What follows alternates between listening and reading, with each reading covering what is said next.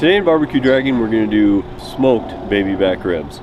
Before I do my food preparation, I'm going to get my smoker ready. I'm using a bullet smoker, which I think is a really efficient little smoker to use. The ribs are going to be in there for 5 or 6 hours. I like it because it takes a minimal amount of care and fuel to keep the temperature during that time.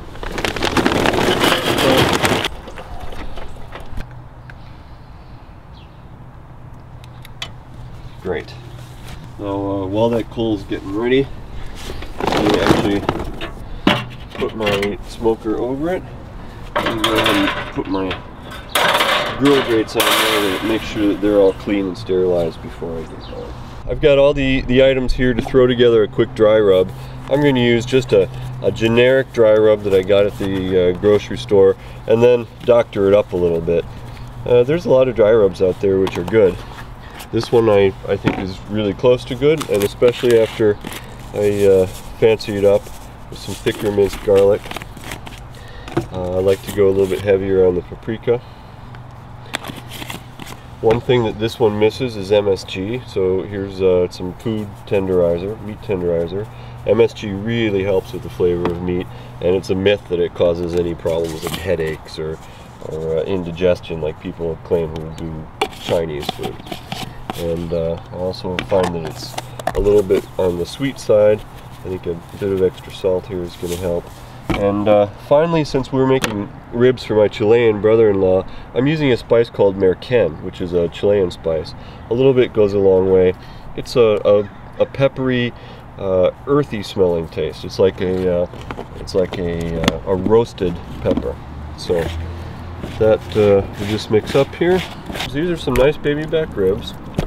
And I've let them warm up to room temperature. You can see they're very soft, but this is too big a slab of ribs to go in a bullet style cooker. So I'm going to cut all the ribs in half, and that'll allow me to fit them all into the cooker. So find the right place here and follow the ribs right down through the bowl. Put on the spice. A little accuracy here.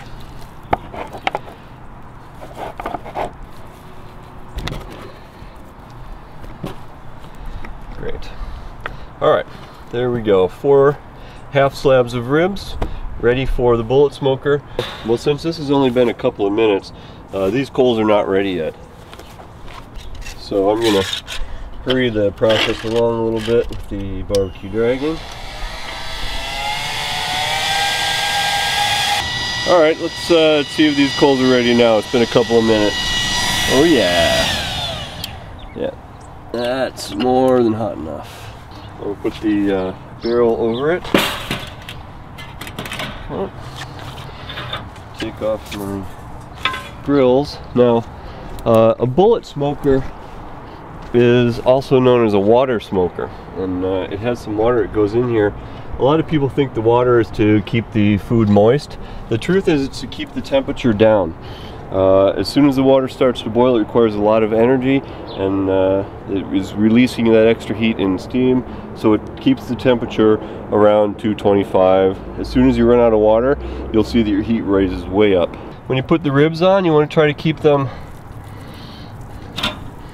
we're going to put bone side down, and we're going to try to keep all the ribs inside the area where the actual water tank is, because the heat that is going up past the water bowl is going to be really hot, and that's going to dry out and burn our ribs. Okay, the important thing is trying to make sure that there's area for the heat and smoke to rise up all around them. We're going to be cooking them for about 5.5 hours or so, and we'll be turning them over once during that cooking. I start with the rib side down, the meat side up. Put the smoker top on.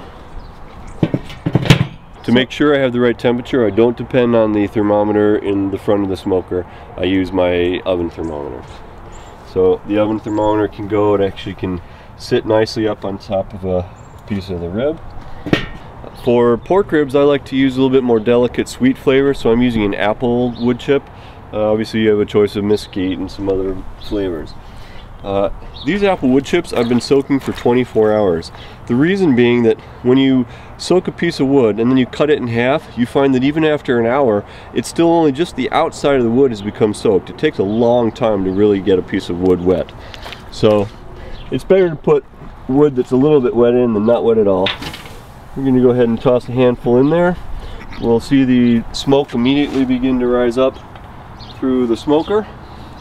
And during the next 5.5 hours or so of cooking at 225 degrees, I'll periodically be adding charcoal and wood chips in general to keep it slightly smoky. It doesn't have to be smoky with wood chips the whole time. Even occasionally will impart a good flavor to it, but it does have to be 225 the whole time, and so that'll be what I'm constantly checking and topping off with a little bit of charcoal.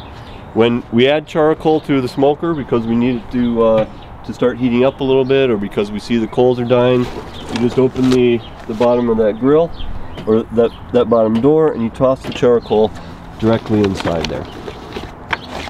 Here's a good tip for if your smoker's gotten too cool, because you let the fire die down, you didn't put enough coals in, you don't want it to be too cool for too long. Here's a way to get it right back up to temperature. Open the door, clip your BBQ Dragon on, point it right there into the coals, and then just give it a little bit of air. You see the coals light up right away? Look at that. There you go. You can get the temperature of your grill up in a matter of seconds and save yourself literally hours. So that's a good thing to use the BBQ Dragon for. Okay, so here's the ribs that we've taken out. They were cooking for 6 hours. They're amazing. The bark on these are... They come right off the bone. They're excellent. Look at this. I mean, it just comes apart so easily. You don't even have to do anything. No strength, nothing like this.